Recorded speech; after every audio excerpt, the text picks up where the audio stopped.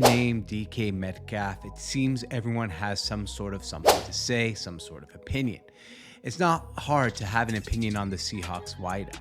He's a huge personality that sometimes, I think, unfairly gets more attention for his physique than his ability to actually play some really good football. But just not that. Many, including myself, have been critical of DK for his tirades, his ejections, and we've always wondered why. Why does he get into silly scuffles with the other team? But you know what? With DK, it's always much more good things to say than bad. And it's okay to criticize some sort of things about someone and overall really love the guy.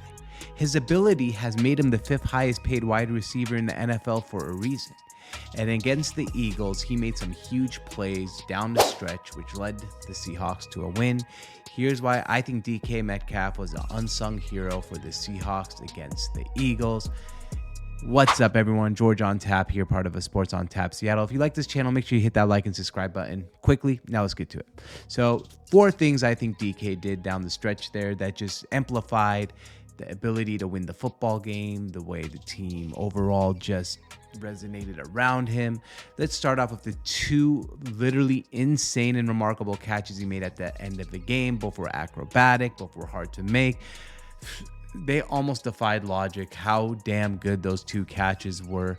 And those 2 catches, without those, the JSN play probably never happens. The Seahawks don't win the game, and we're not sitting here looking at 7-7 and then all of a sudden saying, hey, we're going to make the playoffs if we win out.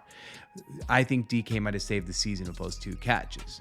Not just those 2 catches. The second reason, after those catches, the way he got the ball back to the referees after both those plays, it really helped the offense. It was huge how he was able to do that. Second thing is the way he got the ball back to the referees after both those plays when we were in that hurry up offense mode was really great. I didn't take any time to celebrate. He got up, sprinted the ball back to the referee, just like a sign of absolute, like, I know what's going on here at this point of the game. And I think that was a huge factor in us winning the ball game, getting the ball back quick, using our time management wisely. It takes a village, right, to actually get all these things correct.